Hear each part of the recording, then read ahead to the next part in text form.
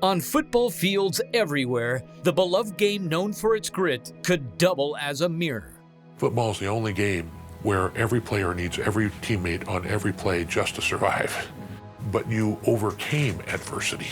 And there's adversity in life. This game that we honor here at the Pro Football Hall of Fame, Tom, it's really a great metaphor for life. Like our lives, the game is pivoting too, offering help to mental health stress that has reached Hall of Fame proportions since the COVID pandemic. The famed Canton institution has launched a support program.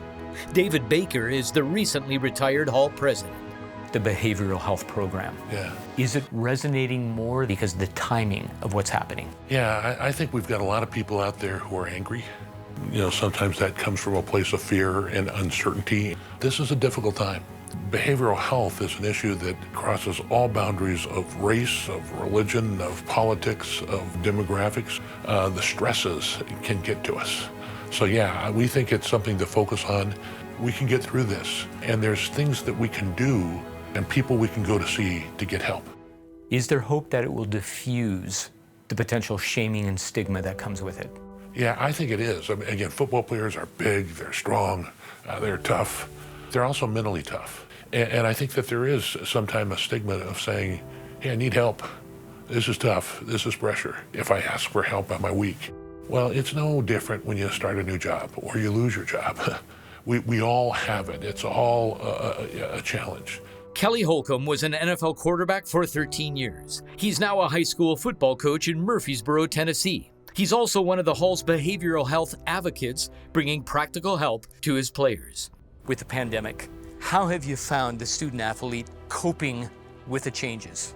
It's been really tough on young kids. I think God made us to be social beings. When you hear about a kid who commits suicide or another kid is having problems because he can't be around other kids and they have to stay home, and then sometimes when they're staying home, they're not in the best situations.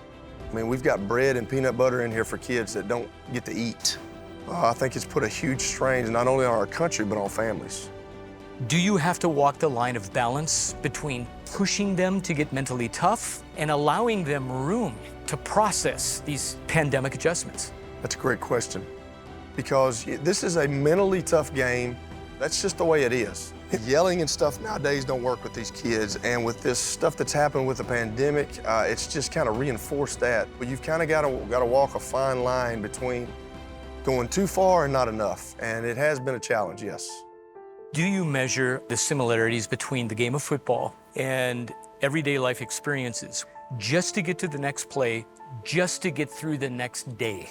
Absolutely. I think it's a man problem. Women are able to talk about their feelings, talk about a lot of stuff that men just are unwilling to do. Whether we believe it or not, men are egotistical sometimes and they don't want to ask for help. And especially if you're a competitive guy and you play in the National Football League for a long time, it's hard for people to ask someone, can you help me? If it comes from a football platform, easier for men to dismiss the shaming and the misunderstanding of mental health issues.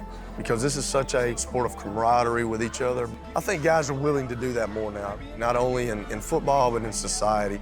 The NFL has done a great job of putting the hand out there for, hey, if you need help, call us. If football with this big gung-ho, macho sport, if it takes the lead in something like that, I think people will follow. Speaking as a coach, a behavioral health advocate, is our mental well-being too neglected too often? There's no telling how many times I was dinged and didn't come out of the game. You just don't tell anybody. This was in the early 90s. The next day I was at practice. I think now it's more prevalent with equipment, with helmets, making them as safe as they can.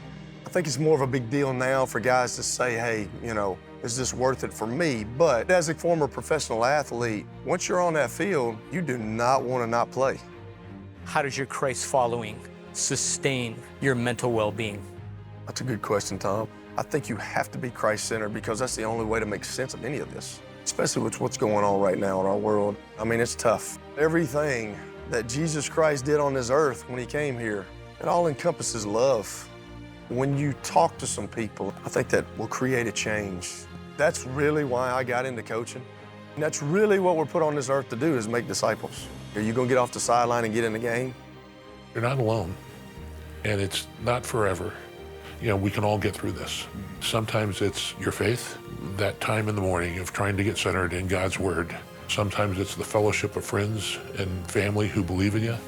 Sometimes it can be some professionals who can give you some guidance to embrace that uncertainty, to know that, hey, God's in control of this, even if I'm not. How can I make the best of this? So if it is planned, how can I be part of that plan to be better?